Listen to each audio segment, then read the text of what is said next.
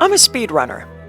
To be more honest with you, I'm trying to be a speedrunner. Like you, I've seen the Summoning Salt videos. I've been watching Abasoft and Carl Jobst for years.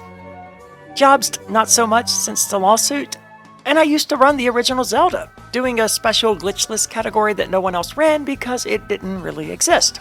I tried to learn the sword warping technique, but damn is it hard. When you watch some of these videos, you're seeing the results of years of practice and improvement.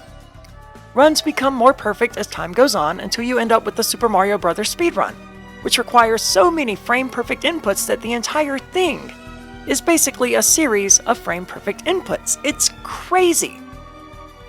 I love some of these games, and I'd love to run some of them, but holy hell is that skill floor high. Before you can even start trying to run Castlevania, you have to figure out the frame-perfect timing for the critical hit on the giant bat, and using the stopwatch to make a randomly spawning bat appear where you want. To call it daunting is an understatement. So my idea was to start at the beginning, to run the game like the earliest players ran it. Luckily, Summoning Salt shows these videos exist, and you could definitely do that. Follow the trajectory that the game itself took, adding in the improvements over time as you go.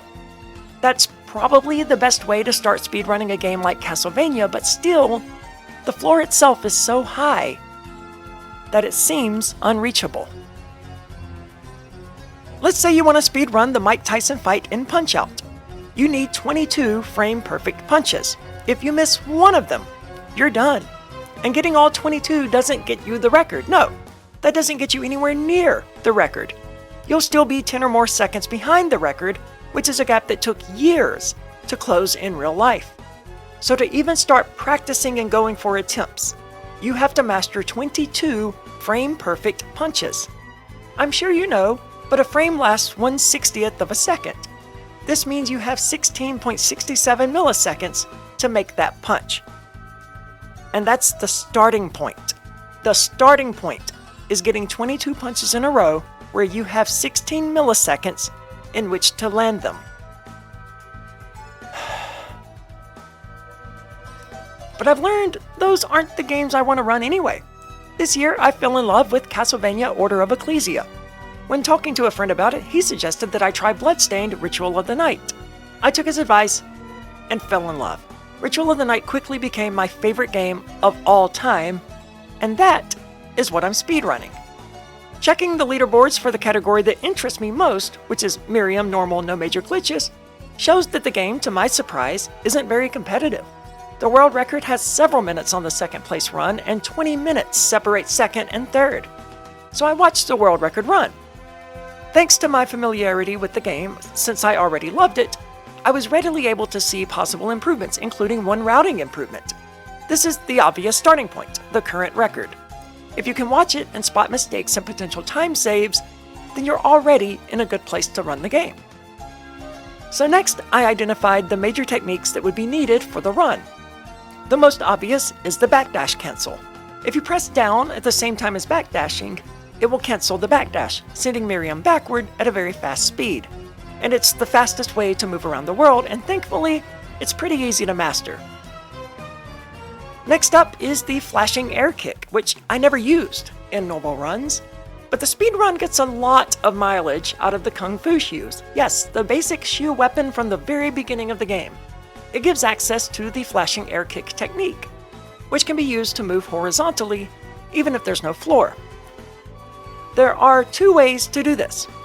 One is simply jump storage. That's what the name of the glitch is. When you fall off a ledge or a platform in Ritual of the Night, the game stores the fact that you have a floor under you. This is considered a minor glitch, and many players will discover it during normal play when they learn that they can actually walk slightly off a platform and then jump, or slide off a platform and then jump. But this also means that you can fall off a platform, initiate a flashing air kick, backdash to cancel the flashing air kick, and then jump to cancel the backdash. This allows you to fall, move horizontally, and then jump. So if there was a platform you wanted to reach with an overhang in the way, you could fall off the ledge, flashing air kick under the overhang, backdash, and then jump onto the platform. Because this is how the garden skip is performed, allowing the player to reach the Twin Towers of the Dragon before getting craftwork. In fact, in my route, I don't even get craftwork. This core ability becomes completely optional by exploiting the right glitches. I mentioned there's another way to utilize jump storage, and that's partially true, but it's also not really related. And that is the jump kick tech. This, unfortunately, is considered a major glitch, and I didn't realize that until after I put several weeks into mastering. It's still good to know how to do the technique, I suppose, but it's not legal in the category I run. And I realize that this all probably sounds like crazy technical jargon. Do a flashing air kick into a backdash and a directional shard cancel, but that's speedrunning. If you want to speedrun, whatever game you play is going to have its own flashing air kick, its own backdash, and its own directional shard cancel. If I was talking about Super Mario Bros., I might say, come out of the pipe with fast acceleration, the non-task version, obviously, and then perform the screen scroll glitch that leads to the wrong work when you use this pipe instead of being taken backward. Getting good at the game is necessary. Learning the game is every bit as important. Even the best Super Mario Bros. Player in the universe is going to get absolutely crushed by Nifsky if that player doesn't know how to execute the bullet bill glitch. But back to Bloodstained. If you do a flashing air kick, you can very quickly backdash and cancel that backdash with a directional shard. You can then cancel the directional shard by jumping and attacking, doing a jump kick, followed by another flashing air kick. This allows you to jump infinitely without the double jump shard, and without the high jump shard. Once you master it, you can go basically anywhere. Just keep in mind, it's considered a major glitch. It also isn't easy. It's a lot of inputs that need to be entered precisely and quickly. Then there's the Well jump.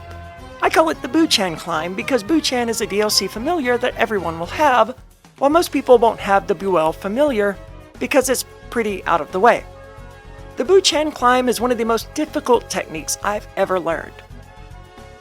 You bring out the familiar Buchan and do a very small jump and cast Welcome Company while in the air, and then you crouch. Buchan mimics your movements, but with a slight delay, and when you're crouching, Buchan will jump.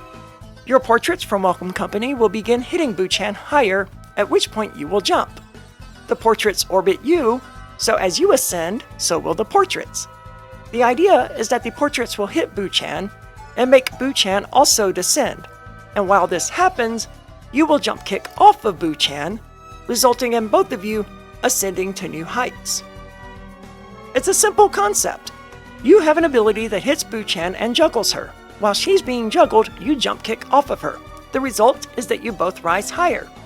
The concept is easy to understand, but the execution is monstrously difficult. The world record run fails the execution a few times before succeeding. That's how tricky it is. But that's it. Those are the major techs to be learned. The rest is execution and boss fights, and there aren't too many of those. With all that in my head, I started practicing. My first run was a complete joke. I found it difficult to bypass anything because I didn't know if I would need it or not. This run is still archived on YouTube, and it took me down to get Deep Sinker. Like I said, an utter joke. Bosses were fought in their normal order, so I more or less just played the game kinda quickly, but not even that quickly because I didn't backdash anywhere. I think it was actually then that I watched the world record run and began learning the techniques. I didn't realize that the infinite jump kick was a major glitch, so that was how I performed the garden skip. The rest was pretty standard, though I knew that I could close the Iron Maidens blocking the way to the Oriental Sorcery Lab using Gale Crawler, allowing me to skip getting craftwork entirely. So I knew from the start that there was a time save on the table, made better because Gale Crawler drops 2 minutes into a run. Resetting to get Gale Crawler is trivial. It just means 2 minutes lost once I start doing full runs. My early runs were sloppy. Honestly, they still are. And they always failed outside of the Oriental Sorcery Lab because the Great Buchan climb was where I was stuck. I knew it was possible because I had done it, and I had seen the world record do it. So I practiced. An hour here, an hour there, and I had a horrible success rate. At best, we're talking 1%. I knew it wasn't random, and that skill was a factor because the huge gap between first place and second place and third place.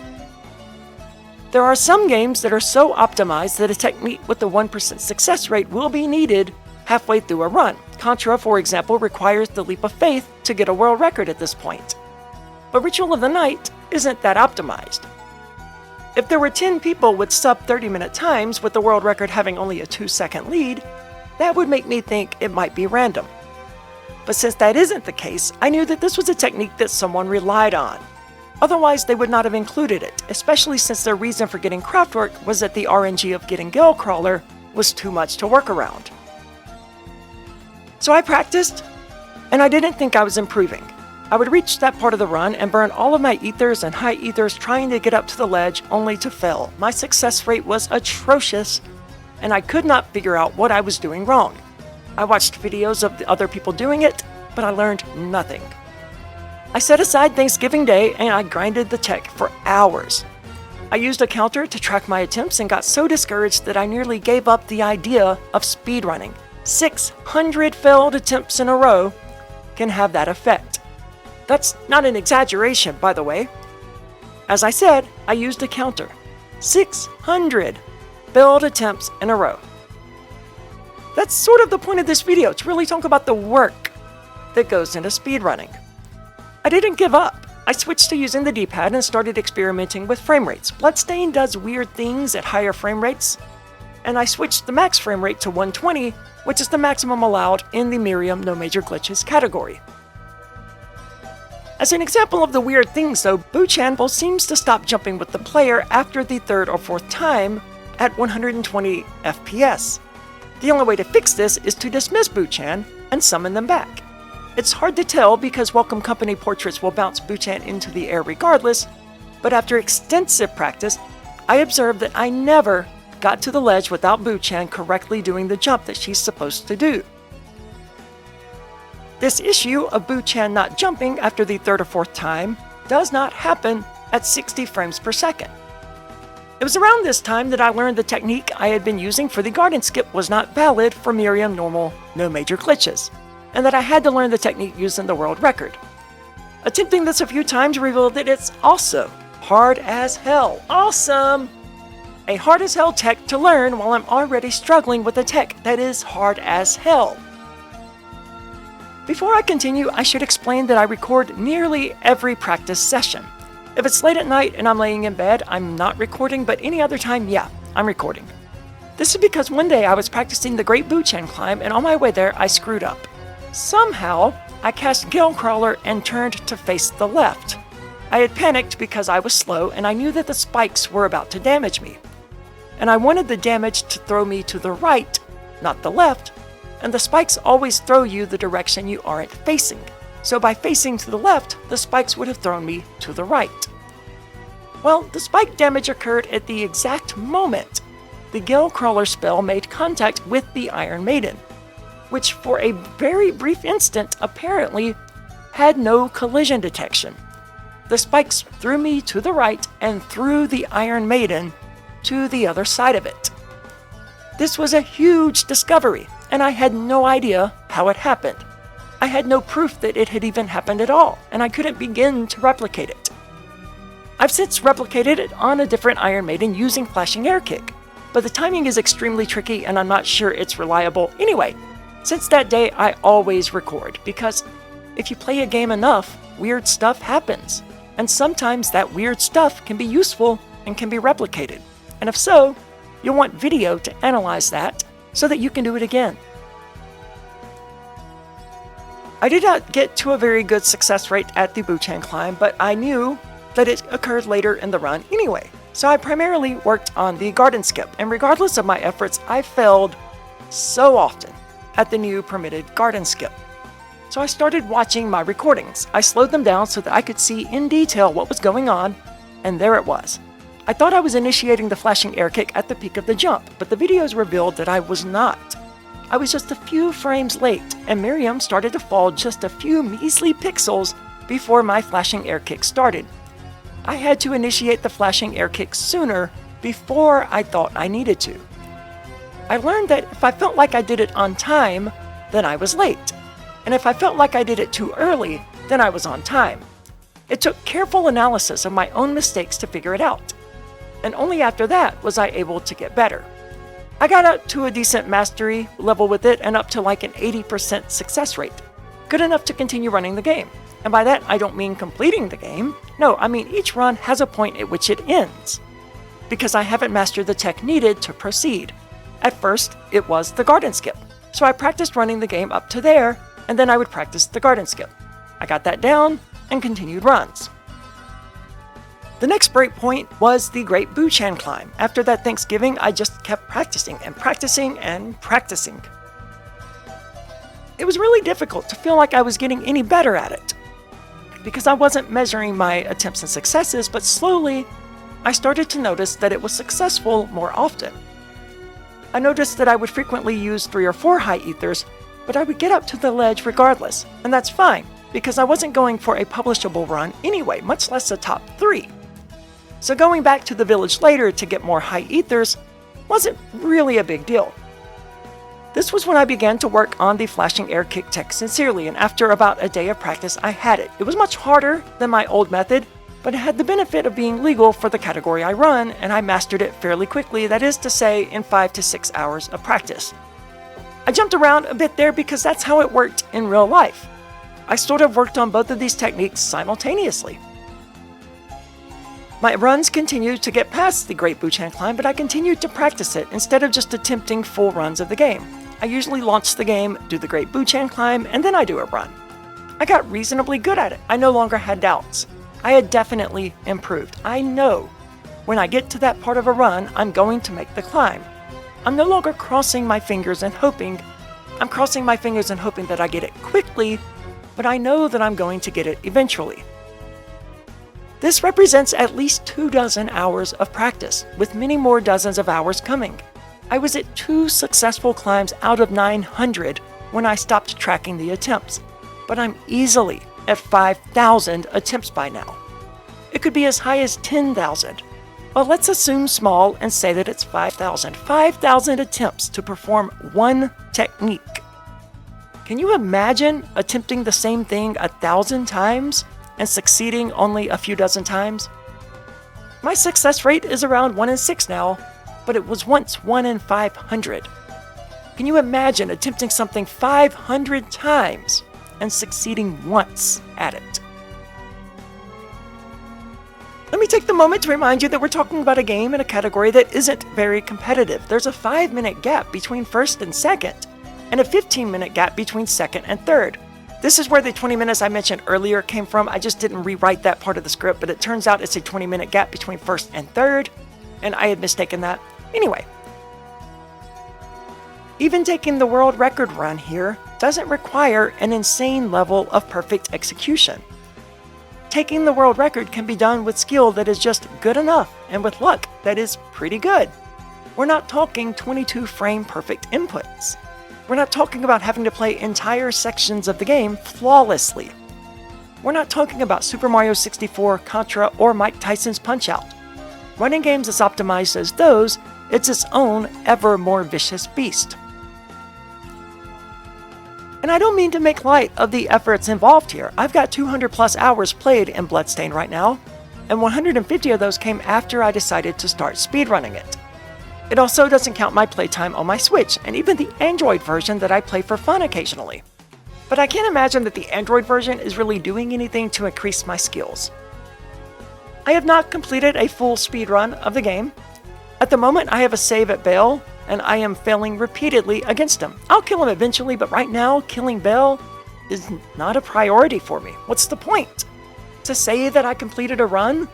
The run is disjointed, scattered across multiple save files and dozens of room reloads. It's not remotely publishable, and wasn't meant to be.